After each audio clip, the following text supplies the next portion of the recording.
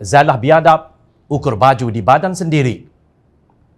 Benarlah kata orang hanya jauh hari yang mengenal manikam, ukurlah baju di badan sendiri.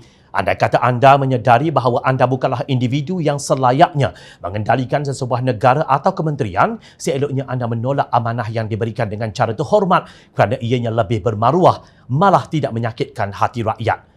Sikap Timbalan Menteri Wanita, Keluarga dan Masyarakat KPWKM Siti Zailah Muhammad Yusof yang seolah-olah memperlekeh isu kesihatan mental dalam satu program media partinya baru-baru ini dikritik masyarakat dan para netizens. Menerusi siaran langsung, rancangan berkenaan moderator Bazli Bakar dilihat berkali-kali menggunakan perkataan gila dan bunuh diri yang kemudian disusuli gelak ketawa daripada mereka. Ahli Parlimen Kepong, Lim Lip Eng berkata Siti Zailah perlu memohon maaf atas perbuatan tersebut lebih-lebih lagi apabila portfolio kementeriannya mengendalikan kes-kes yang mendorong kepada masalah kemurungan.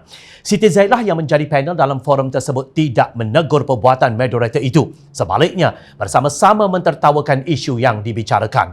Permohonan maaf wajar diberikan oleh mereka yang melakukan perbuatan ini. Sudah tiba masanya untuk kita hentikan stigma terhadap isu bunuh diri dan kemurungan. Janganlah berbicara tentang sesuatu perkara yang kita tidak mempunyai kearifan di dalamnya, katanya dalam satu kenyataan hari ini.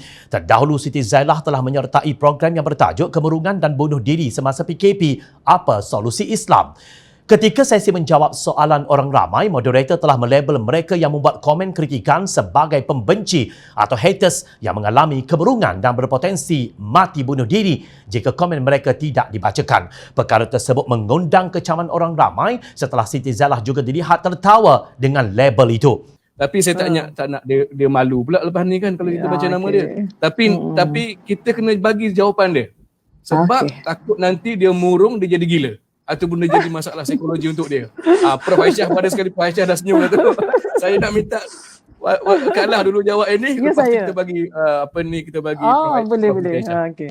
Berikutan itu, Lim mengingatkan bahawa pakar-pakar perubatan sebenarnya sangat berhati-hati apabila mengulas isu berkenaan. Beliau kemudian mempersoalkan apa usaha Siti Zailah untuk menghapuskan stigma masyarakat berkaitan masalah kemurungan.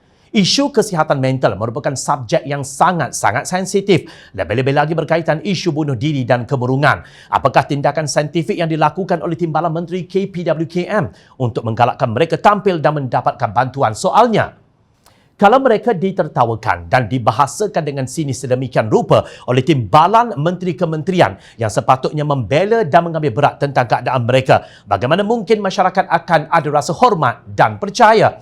Sementara itu, tokoh wartawan Dato' A. Kadir Justin dalam tulisan beliau merasa amat pelik dalam dunia media interaktif hari ini apabila Ketua Kerajaan Perdana Menteri Tan Sri Muhyiddin Yassin tidak merasa perlu atau tidak berkeyakinan untuk berinteraksi dengan para wartawan.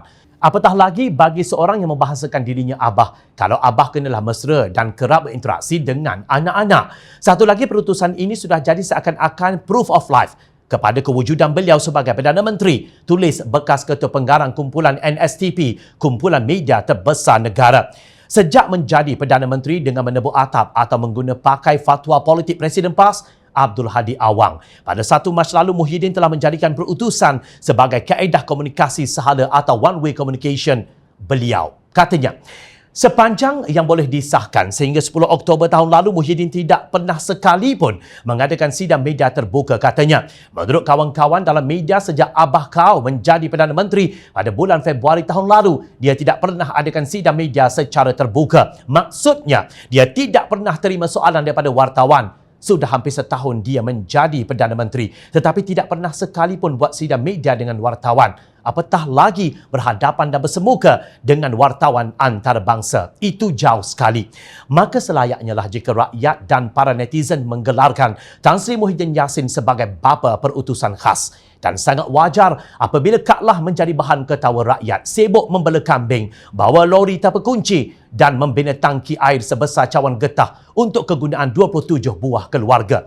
Usah disalahkan lantai jika tidak pandai menari. Itulah perumpamaannya Perdana Menteri dan para Menteri Kabinet Perikatan Nasional yang menjarah duit rakyat. Hampir setahun mentadbir negara, tiada apa yang dapat dilihat sebagai satu kejayaan. Malah perutusan Perdana Menteri yang hanya sekadar mengundang rasa mual. Tak ada pagar.